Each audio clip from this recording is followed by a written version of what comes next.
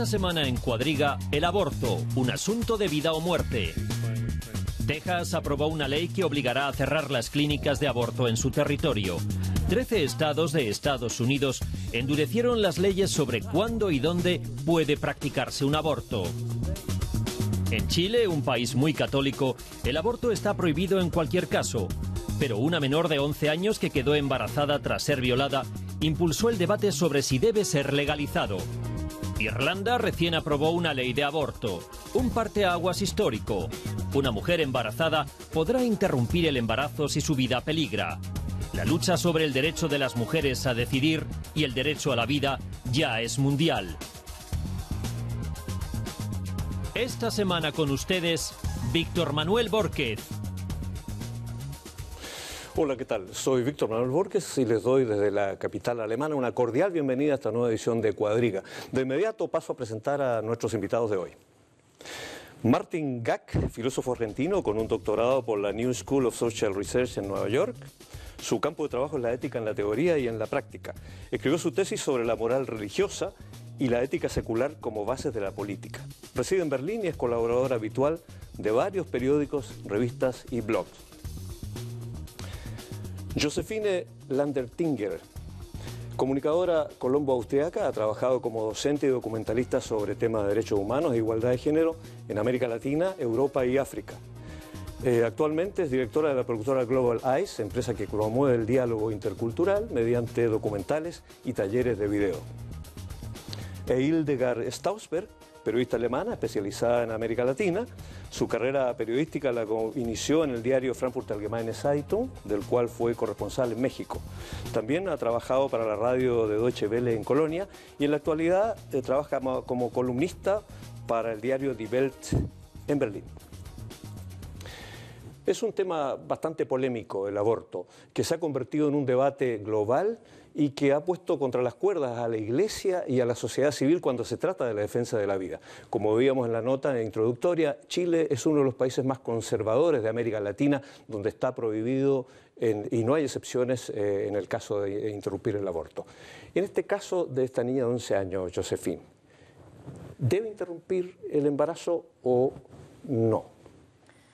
Pues yo pienso que este es un caso muy especial porque esta niña fue violada. Entonces estamos hablando de una fecundidad o digamos de un embarazo no voluntario. O sea, no fue la niña que decidió ahora quiero tener este hijo y teniendo en cuenta todas esas circunstancias que fue violada, que ella no escogió ese destino para ella, yo pienso que ella debería tener la posibilidad de escoger. O sea, qué quiere hacer con su cuerpo, de tener esa posibilidad, de tener la posibilidad de que la guíen psicólogos y todo eso, a que ella haga pues su mejor, la escoja más acertada. Pero en este momento en Chile no hay opción. O sea, ella simplemente no puede abortar porque la ley no lo permite. Y yo me pregunto si una niña de 11 años, es una niña que juega con muñecos, es capaz de criar a un hijo. Bueno, es un tema bastante controvertido porque fue violada prácticamente por el padrastro. Bueno, pero yo le remito también la pregunta a usted, señora Stausberg. ¿Esa niña debe abortar o debe continuar con el embarazo? Yo creo que es una decisión que debe tomar la niña junto con su mamá. Yo creo que estoy totalmente de acuerdo con usted, Josefina. Es un caso muy especial.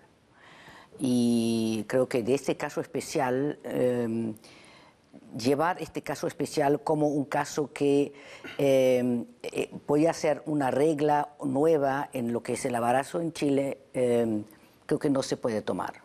Es una excepción, es una cosa quizás única que una niña sea de 11 años violada por su padrastro. Creo que solamente la mamá y la niña pueden hacer ahí algo.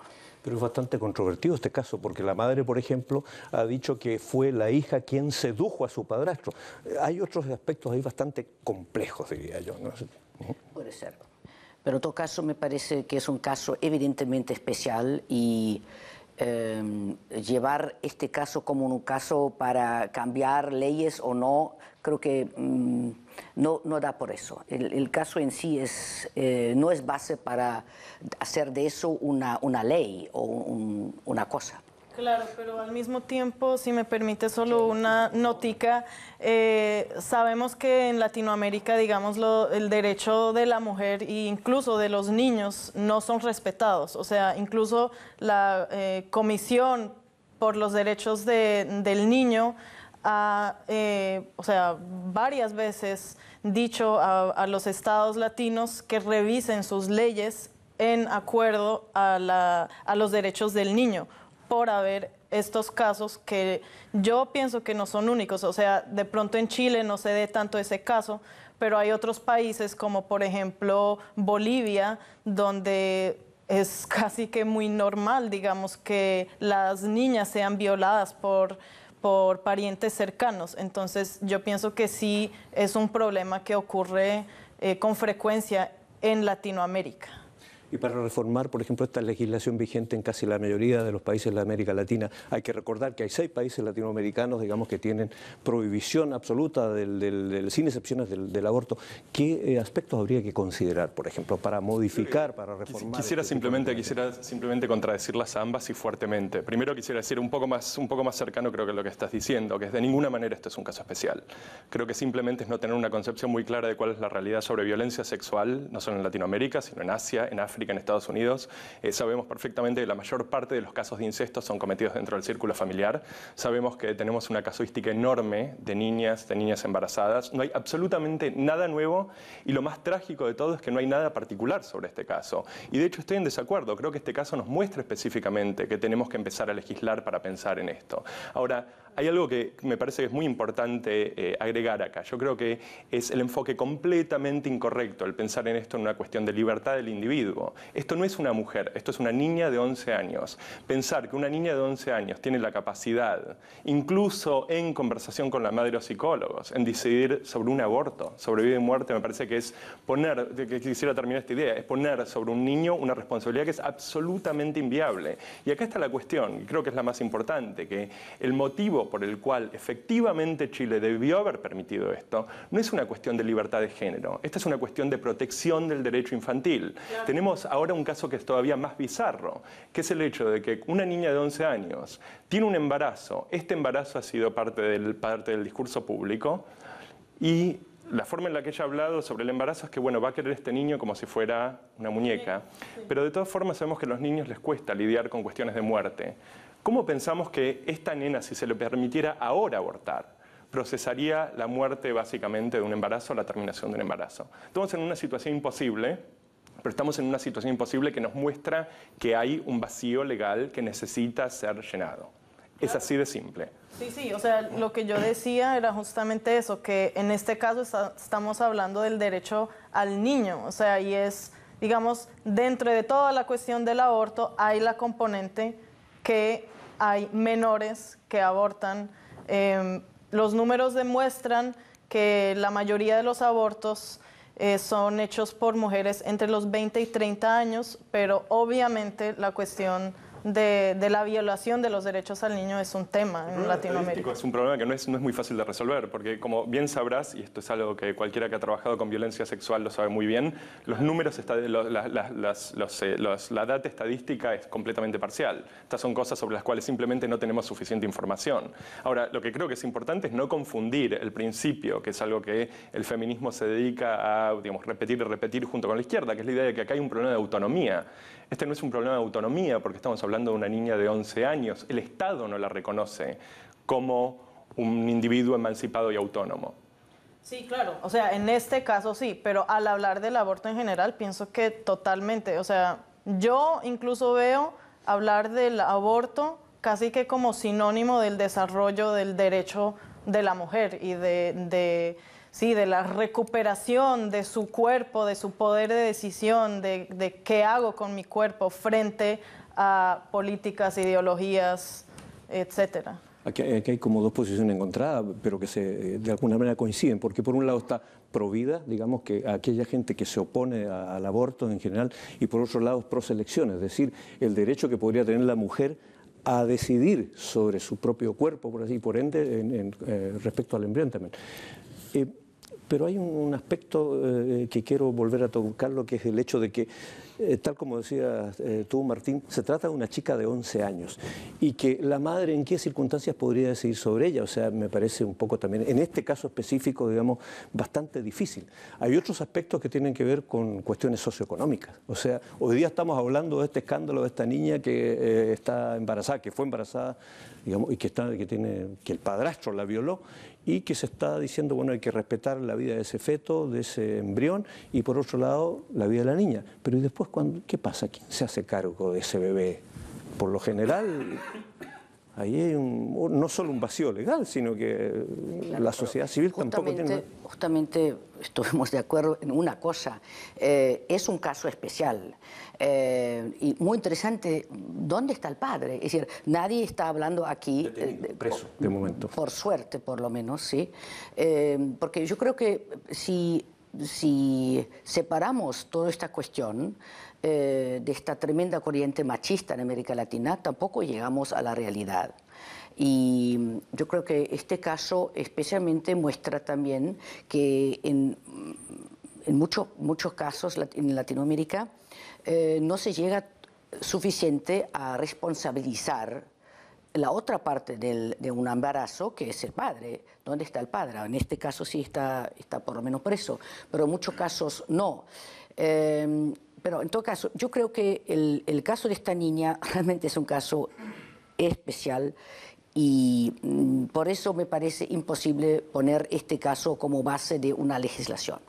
Pero debe ser especial porque se conoció a través de los medios, pero yo estoy casi seguro que sobre todo en las áreas rurales de América Latina, ya sea trátese de Chile o otros países, estos son casos casi comunes, por así decirlo, tal como tú lo mencionabas, sobre todo en las áreas rurales, en el campo, donde hay más promiscuidad. Esto es algo que encontramos a través de clases, socioeconómicas, culturales, estas cosas ocurren. La diferencia es que, como todos sabemos, creo en Latinoamérica el aborto es totalmente viable. La diferencia es que, bueno, hay un corte socioeconómico claro. Si uno tiene cierto ingreso, obviamente puede acceder al aborto. Si uno no lo tiene, no. Pero no hay nada que sea, disiento totalmente, no hay nada que sea especial acerca de este caso. Este caso es totalmente regular dentro de lo que es la casuística de incesto y embarazo. Yo creo que hoy hay muchas posibilidades de impedir un embarazo y lo que había que hacer mucho más en América Latina es llevar esta información a la juventud, a las niñas jóvenes, pero también a los muchachos. Y creo que esto sí es un deber en muchos países latinoamericanos y ahí sí queda muchísimo para hacer. Correcto, yo estoy totalmente de acuerdo, si me permite. Yo pienso que... sexual, ¿no? Correcto, yo pienso que es totalmente eso. O sea, que al hablar, digamos, del aborto, tenemos que... O sea, no es como solo despenalizarlo y hacerlo legal, o sea, dar la posibilidad a las mujeres de poder hacerlo. No es solamente eso. Eso viene agregado a toda la educación sexual, a digamos, libre acceso informado a métodos anticonceptivos. O sea, es todo, digamos, un concepto de cómo el Estado aborda la cuestión de reproducción. Entonces, no es solo, digamos, la cuestión de legalizar el aborto, de dejar que sea criminal o no. O sea, es toda esa cuestión de la educación que es sumamente importante y lo vemos en las cifras, perdón, pero voy a hablar de cifras otra vez, en Europa, donde sabemos que prácticamente no hay abortos inseguros y además de eso, los abortos seguros son muy pocos, los abortos que hay, y eso se debe en parte, lógicamente, a toda la educación sexual que se da acá, al acceso a los métodos anticonceptivos. Y eso, me parece a mí, hace falta en Latinoamérica, un cambio de posición frente al tema de la reproducción. Usted mencionaba algo que es interesante, que tiene que ver con la prevención, digamos, educar, sobre todo en los colegios, a los jóvenes y a los menores de edad, sobre el tema de educación sexual y sobre todo la prevención, es decir, anticonceptivos o preservativos. Aquí yo creo que topamos con un problema. Yo mencionaba al principio de que este tema pone contra las cuerdas. Por un lado, en el caso de América Latina, y ya vamos a tocar otros continentes y Europa en particular también, pone entre las cuerdas a la Iglesia, en este caso a la Iglesia Católica o al mundo cristiano, y a la sociedad civil, al Estado, ¿no? ¿Por qué? Porque, por ejemplo, hay muchos casos de que en la Iglesia se ha opuesto a que se hable abiertamente sobre métodos de anticoncepción o que se oponga al uso del condón, por ejemplo, ¿no? Entonces, ahí tenemos a una Iglesia que, en vez de contribuir, ¿no?, a esclarecer, prácticamente se niega e insiste en posturas bastante poco conciliadoras con la sociedad civil, digamos, que no están un poco ni siquiera de acuerdo con los tiempos actuales, ¿eh? Lo que la Iglesia llama los signos de los tiempos. Entonces hay como un desfase. La influencia de la Iglesia Católica en Latinoamérica está muy clara justamente en esas políticas y en la posición que asumen muchos de los estados frente al aborto y la reproducción. O sea, digamos, la ideología de la Iglesia Católica está sumamente arraigada en toda la moral, pero eso no quiere decir que la misma gente esté de acuerdo con eso. No sé si los colegas conocen el movimiento de Católicas por el Derecho a Decidir, que son un movimiento muy organizado de católicas, que ellas mismas dicen el aborto es algo que cabe a la mujer decidir, o sea, es su conciencia decir esta maternidad es voluntaria o no. Entonces... ¿Le parece a usted que la Iglesia Católica tiene que inmiscuirse en este tipo de temas? Digamos, tan abiertamente como el caso que se oponga al uso del preservativo, por ejemplo. Yo no puedo hablar por la Iglesia Católica. No, pero su opinión. Si quiere una posición de la Iglesia Católica, tiene que invitar aquí a un sacerdote, ¿no? No, evidentemente, no puedo. Yo creo que ahí hay dos o tres vías, quizás, que son paralelas. La posición de la Iglesia es una cosa y después otra es la posición que puede desarrollar una sociedad. Y yo creo que la sociedad o las sociedades de Latinoamérica ya están en gran parte bastante emancipadas hacia también la Iglesia, sea católica o sea protestante. No nos olvidemos que, por ejemplo, en un país como Brasil, hoy un número enorme de gente está con iglesias o sectas o agrupaciones protestantes, por lo menos el 20-25% de la población. Entonces no hablamos solamente de la Iglesia. Yo creo que en última instancia quiero volver a un tema que me parece muy importante. Una de los orígenes de todo lo que estamos hablando es también el culto al machismo en América Latina. Y en última instancia es la mujer que siempre tiene que solucionarlo. No, es la pareja. Y ahí la responsabilidad del hombre tiene que ser mucho más grande y las sociedades tienen que ser mucho más consecuentes en también pedir apoyo al padre a participar. Cuando yo estuve viviendo en México, era el 88-93, recién se estaba imponiendo alguna legislación que también perseguía a los padres que no contribuían en la formación y en la financiación de sus niños. Eso se ha cambiado. Ahí sí hay que buscar una palanca y mucho más iniciativa y mucho más también exigencia por parte de las mujeres. Claro, Yo creo que tendremos realmente que tener mucho cuidado con tratar el tema del aborto con munición gruesa. O sea, me parece que tenemos que tener mucho cuidado con tratar el tema del aborto con munición gruesa o con artillería pesada. Me parece que principalmente hay dos categorías que escucho acá. Una es la categoría de autonomía, que me parece que esto es un acto de importación, por no llamarlo de colonialismo cultural liviano, y por otro lado la idea de machismo. Entonces, esto simplemente no es cierto. Una de las cosas que tenemos en Argentina, por dar una de las particularidades del discurso sobre aborto, es que para empezar, hemos tenido entre el 76 y el 83 30.000 desaparecidos, entre los cuales desaparecieron muchas mujeres embarazadas. Como creo que todos los que hemos pasado mucho tiempo en Latinoamérica, especialmente los que nos hemos criado en Latinoamérica, sabemos, uno de los elementos sociales a los cuales, alrededor de los cuales se aglomera familias y grupos es la panza. Cuando esta gente desapareció, desapareció la panza. Y pasó algo todavía más curioso en Argentina. Perdón, ¿qué es lo de la panza? La panza de embarazada, ¿te ¿no es refieres? cierto? Ya, Me refiero al no, embarazo, cierto, pero se habla de la panza. Específicamente en Argentina se habla de la panza. ¿Cómo está tu panza? Etcétera, etcétera. Pasaron 30 años, muchos de estos chicos fueron encontrados, algunos de ellos entraron al sistema político.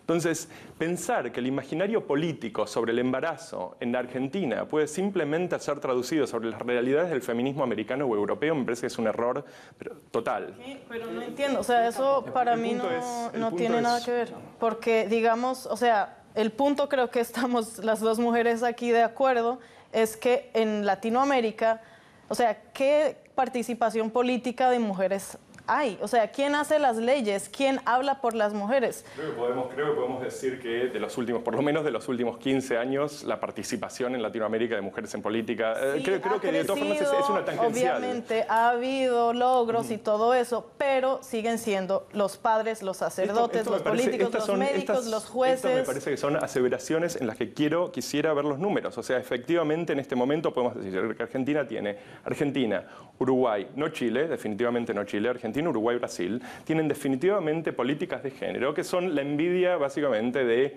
prácticamente todos los movimientos de izquierda americanos. De hecho, he estado sentado hablando con senadores alemanes que no entendían cómo Argentina podía tener selección de género voluntario. ¿Quién podía ser básicamente el grupo que estaba promoviendo estas políticas? Entonces, el punto es este. Pero podemos hablar de machismo todo lo que queramos. América Latina sigue siendo ilegal en casi todos los países. O sea, Uruguay es una excepción, pero... El punto es, está bien, ok, adelante. Sí, no. No, me parece que yo no quiero interrumpir, pero lo que no quiero que se convierta en un diálogo. Pero quiero volver a un aspecto que tiene que ver, insisto, con el papel de la Iglesia. Estamos hablando mucho de América Latina, pero por ejemplo, sin ir más lejos, en España, que se está discutiendo la reforma, digamos, para ver cómo se trata este asunto del aborto, la Iglesia o ciertos obispos prácticamente han incluso amenazado con la excomunión para todas aquellas personas que colaboren o se presten a llevar a cabo un embarazo inducido, es decir, a una interrupción del embarazo. Me parece bastante complicado. Esto es España, es decir, Europa. Claro. Y también está el caso de Irlanda, si lo tocamos. Perfectamente comprensible esto. O sea, la Iglesia, creo que a nadie se le puede escapar que la Iglesia y las religiones organizadas son básicamente entes políticos en el sentido de que su agenda es sobre el espacio público y es sobre la definición de los modos o de los principios que guían la acción de los individuos en un espacio social. Con lo cual, si no es imbricación únicamente, es completamente parte de la agenda política. Es comprensible que estas cosas pasen. Es mucho más difícil, digamos, y creo que Chile e Irlanda son realmente Filipinas, digamos, son algunos de estos últimos casos realmente donde hay un catolicismo totalmente reacio, en donde el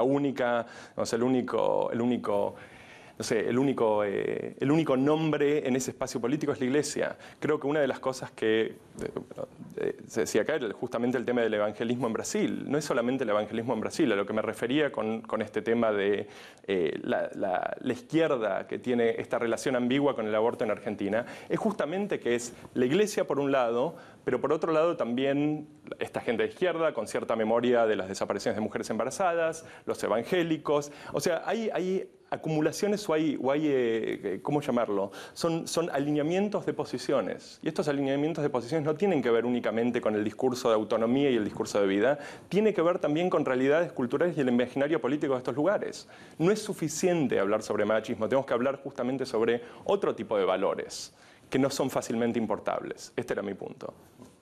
Pero también volviendo al tema este, digamos, de hasta dónde es lícito interrumpir un embarazo. Sí, o sea, yo no creo que ninguno de nosotros aquí te pueda dar una respuesta a esa pregunta porque primero es algo también muy filosófico, ¿no? ¿Cuándo empieza la vida? La vida empieza cuando el semen fecunda el óvulo o empieza cuando el cerebro del feto ya está más desarrollado, es a los 3 meses, es a los 3 meses y 1 semana. O sea, es tan difícil decidir eso y lo que yo pienso, o sea, lo que nos interesa en esta discusión es justamente encontrar una definición para poder legislar, porque lo que queremos como ciudadanos es que haya leyes con las cuales podamos vivir bien. Entonces, en esa discusión de la ética y filosofía, lo que tenemos que encontrar es un compromiso y que digamos, ok, a partir de aquí ya se vuelve, digamos, un crimen, por ejemplo, porque estamos matando a un ser humano con sus derechos humanos, pero ¿hasta qué punto podemos encontrar un compromiso? Yo creo que eso es lo importante de la discusión para poder... Bueno, sí, eso es ideal, pero bastante complejo, ¿no? Perdón, adelante. Sí, yo creo que es muy complejo, muy complicado, y en última instancia es la decisión de cada uno. Y bueno, yo por mi edad tengo algunas amigas que hicieron abortos y más tarde lo han lamentado muchísimo. Y creo que aquí en Europa muchas veces nos hacemos la cosa un poco demasiado fácil, especialmente para la gente joven. No estoy hablando de la niña de 11 años, estoy hablando de las niñas quizás de los 20 hasta los 20, 30. Y vuelvo a un tema, aquí no es necesario el aborto en Europa porque hay tantas posibilidades y tantas formas de prevenir antes que en realidad es un escándalo que en Alemania haya 800.000 abortos al año. Me parece increíble. Pero usted mencionaba algo que dice que depende en el fondo que es una decisión personal, pero entonces yo tendría que deducir que si usted plantea eso, entonces no es necesaria una legislación. No, claro, la legislación tiene que permitir que yo tenga esa opción, porque de si aborto vamos... legal. Correcto. La legislación tiene, el rol del Estado es justamente ese, decir a los ciudadanos, miren, ustedes pueden hacer esto y acá pueden decidir si sí o no. Pero si el Estado ni siquiera me lo permite, como es el caso de Chile, por ejemplo, o de Malta aquí en Europa, ¿cómo voy a poder decidir? O sea, ni siquiera tengo opción. ¿Puedo agregar algo? Hay algo muy particular acá. O sea, otra vez, quisiera tratar un poco de pensar esto más sistemáticamente. Acá el problema no es una cuestión de privado contra público. Acá simplemente la cuestión es que todos entendemos que el Estado tiene derecho a mediar y a proteger la relación entre personas. Esto no tiene nada que ver con seres humanos. Nada que ver con seres humanos como principio legal. Todo Estado se permite matar seres humanos. Se permite matar seres humanos en guerras, se permite matar seres humanos en defensa propia. Esta no es una cuestión. La cuestión acá es si declaramos al feto persona. Y esto estoy de acuerdo, esto no es algo que ni la ciencia nos vaya a decir, la religión definitivamente nos puede decir eso. Pero la ciencia no nos lo va a decir. Esto es algo que tiene que ver con la coherencia de nuestras posiciones legales y nuestros valores filosóficos y principios. Esto específicamente tiene que ver con ciertas cosas que sí vemos de la ciencia. Por ejemplo, en la mayor parte de los países el primer trimestre efectivamente hay algo que ocurre a las 24 semanas, que son los primeros registros sobre reacción estímulo doloroso en el feto. Condiciones nerviosas, digamos. Básicamente, pero estímulo doloroso específicamente, cuando hay sensación de dolor. Este es uno de los cortes que se suele hacer. Entonces, a partir de la semana 24, lo que consideramos es que como sociedad no estamos dispuestos a causar dolor involuntariamente sobre alguien que no se puede, voluntariamente sobre alguien que no se puede defender. Entonces, una de las cosas que podemos decir, este es uno de los cortes que hacemos. Ahora, el punto es que no vamos a poder decir científicamente quién es persona y quién no lo es.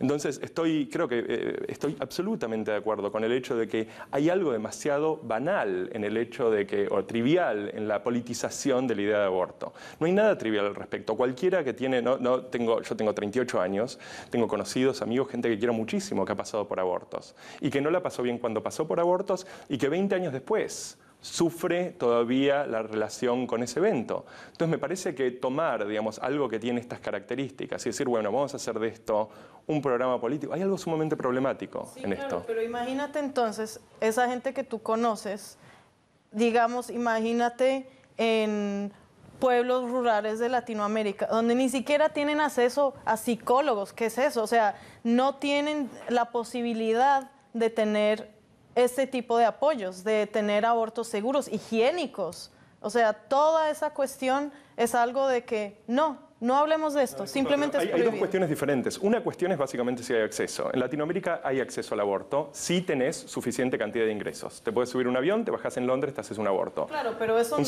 segundo. Por otro lado, hay una cuestión, básicamente, cuál es la legalización del aborto. Y estoy de acuerdo, la legalización tiene que ver con la estipulación de persona. Pero esto no quiere decir, de todas formas, que podamos simplemente decir, bueno, como hay mujeres que no tienen igual acceso al proceso, entonces lo que tenemos que hacer es simplemente decir aborto para todo el mundo, punto. Esto para mí es problemático, porque creo que el Estado no solamente tiene el derecho, creo que el Estado tiene el deber de proteger a personas contra personas. Creo que ese es el deber del Estado. Claro, pero ahí vamos justamente a lo que tú dices, a partir de cuándo es que es una Totalmente persona. de acuerdo. Entonces, de hecho, Por eso dije, en última instancia, es una decisión de cada uno. ¿Qué dice el mundo científico respecto a este tema? ¿A partir de cuándo, digamos, se puede considerar un embrión como un ser vivo o que tiene, por así decirlo en términos teológicos, alma? Cuando el alma se apodera de ese embrión. La posición religiosa, en general, el judaísmo tiene la idea de que es básicamente en el momento es básicamente en el momento de germinación. De todas formas, hay un elemento divino, tanto en la semilla, no se habla del huevo, obviamente, el huevo no está mencionado, como era de esperarse, pero de todas formas hay un ánimo vital. La ciencia en general tiene tres posibilidades, o sea, podemos hablar de un punto de inflexión neurológico, que es en el momento en que empiezan a aparecer cierto tipo de reacciones. Podemos hablar simplemente de justamente la inseminación. Se puede hablar también de la injerción en la pared uterina. Pero digamos, estos son lugares totalmente ambiguos y en última instancia la independencia del feto una vez que nace.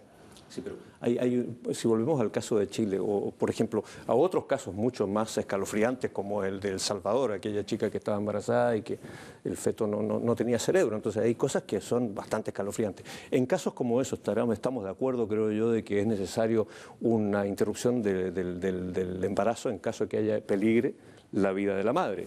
Yo creo que en eso hay abortos terapéuticos. Yo creo que en eso hay consenso. Eso es permitido en 9 países de Latinoamérica. O sea, hay países donde ni siquiera cuando la vida de la madre está en peligro, ese fue el caso de El Salvador, por eso fue tan mediático, que no permitieron que ella abortara. Y al final permitieron una cesárea diciendo que no fue un aborto, sino un nacimiento. Entonces, o sea, yo pienso que hay legislación que simplemente no está de acuerdo a los tiempos en los que vivimos, que son pasados, y me quedó una frase en la cabeza de una mujer que se pintó el cuerpo como para demostrar y que decía: quiten los rosarios de nuestros ovarios, y yo creo que eso a Latinoamérica es como la frase perfecta en términos de la legislación actual que vemos en el continente.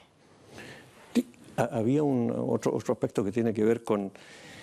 A ver, estábamos hablando, ¿por qué es tan difícil ponerse de acuerdo en una cosa que a la hora de los que hubo, por así decirlo, todo el mundo reconoce de que si se trata de algo, en este caso de un aborto terapéutico, bueno, con más o menos al final se llega a un acuerdo, es decir, bueno, aquí es necesario hacer una intervención. Y esta es una discusión casi milenaria. Ahora, ¿por qué no es tan difícil ponerse de acuerdo? A mí me queda la sospecha de que quizás todo esto es tratado con mucho lobby. Lobby, por un lado, de la gente que está a favor, así, a ultranza, de que haya una decisión, que sea una decisión de parte de la mujer. Lobby, por otro lado, de grupos fundamentalistas dentro del cristianismo o dentro de todas las religiones que están en contra del aborto, pero así a ultranza. Porque se trata de la cosa más elemental de la vida, que es la vida.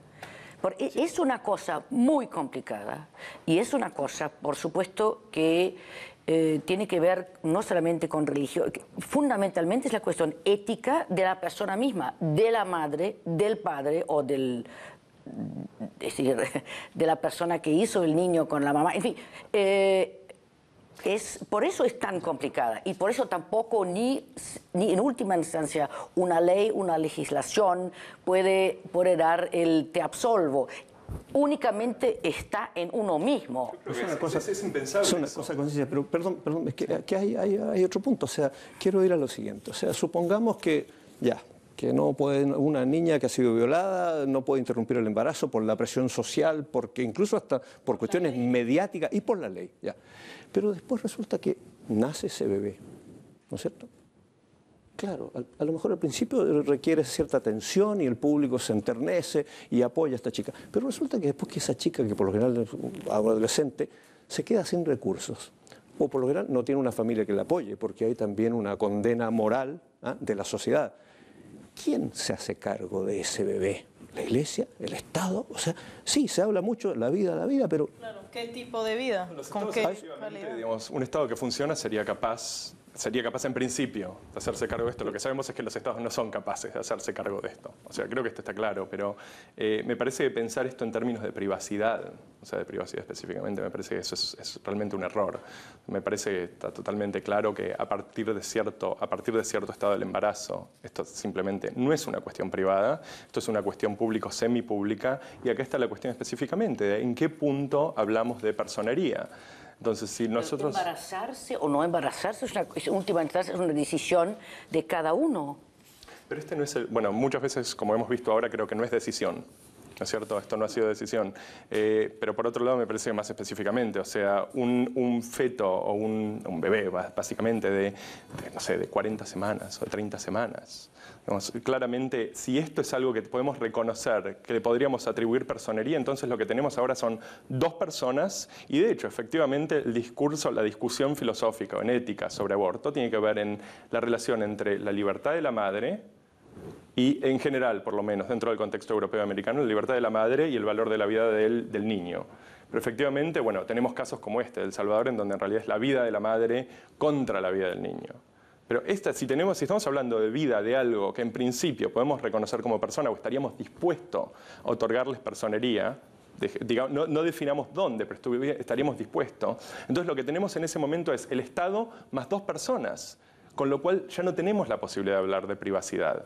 Pero en estos casos estamos hablando, o sea, claro, personería, a partir de cuándo y toda esa interrogante que no podemos solucionar ahora en esta discusión, pero la cuestión es, digamos, por ejemplo, el ejemplo de Europa, donde en casi todos los estados hay diferencias de las semanas, pero más o menos hasta la semana 24 se puede abortar legalmente con condiciones higiénicas, con gente profesional que lo sabe hacer.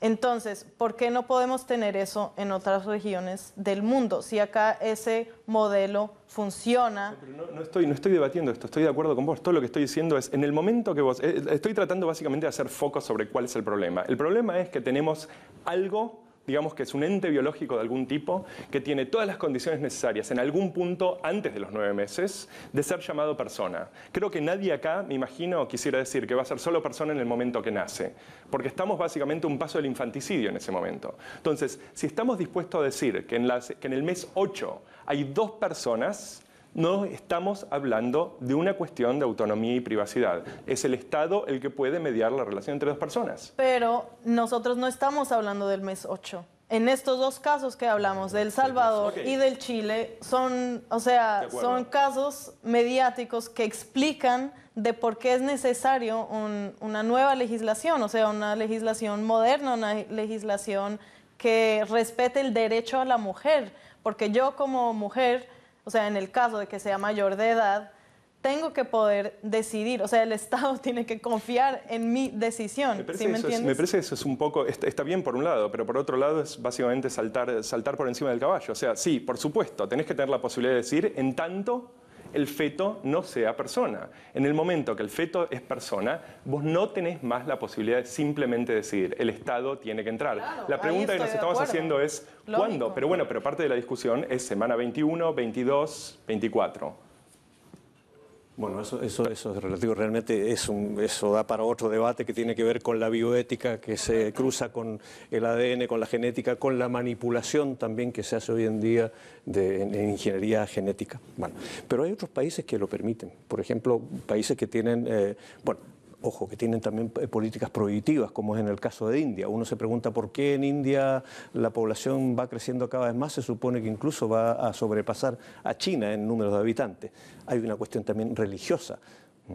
En el caso de... En la India se ve otra cosa. En la India se ve que con las posibilidades de abortar al saber si es varón o niña, se tiene el mismo problema que en China, ¿no? En China ya hoy tenemos 80 millones más de niños que mujeres y se supone que en el año 2020 habrá casi en la población de juventud una quinta parte más de varones, ¿no? Ya están preocupados en China por eso. Que también muestra que en el momento en el cual entramos en todas las posibilidades de control, de manipuleo de cosas, no es fácil tampoco. Pero en India el aborto por cuestiones de género es prohibido por ley. Ilegal. Es ilegal totalmente. Se comete todavía por cuestiones culturales, por el rol que tiene la mujer. O sea, si una familia sabe que va a ser una mujer, que el niño va a ser una mujer, los abortan por cuestiones de que cuando se case hay el tal dote que tienen que pagar a la otra familia. O sea, hay toda una cuestión también del valor de la mujer en la sociedad y eso también es otra cuestión, pero en sí es totalmente ilegal. Pero se hace y no se va a parar, al contrario. Hay también de parte del gobierno, bueno, planificación familiar y también por ese motivo creo que se lleva a cabo abortos terapéuticos prácticamente, ¿no? Eso es esa es la información por lo menos que manejo en el caso de India. No. Para planificar un estado, dices, o sea, para planificación familiar es totalmente prohibido en todo el mundo, o sea, no existe esa posibilidad legal, no. Creo que lo que hay, o sea, claramente la práctica existe, totalmente de acuerdo, creo que la práctica existe en India, la práctica existe en China, definitivamente existe mucho de Asia Central. Y aquí, bueno, ¿en qué contextos? En Alemania se puede controlar si es niño o varón, y yo tengo muchos casos, algunos casos que conozco, de parejas alemanes que quieren tener solamente un varón, entonces abortan la niña. Sí. Bueno, conozco casos así. Estamos llegando al final del programa, no nos hemos dado ni cuenta, hemos tenido una discusión bastante dinámica y al final vemos que es bastante difícil poder conciliar estas posiciones, pese a que es un tema, digamos, que se debate públicamente y que cada vez que hay casos extremos y escalofriantes nos enteramos por los medios de este drama. Me quiero despedir a estas alturas de nuestros televidentes en América Latina. Les sugiero que nos pueden seguir en nuestra página web, cuadriga@dw.de, y nos pueden seguir también en Facebook. Agradezco a nuestros participantes por su aporte, por sus comentarios y será hasta una próxima. Pásenlo bien.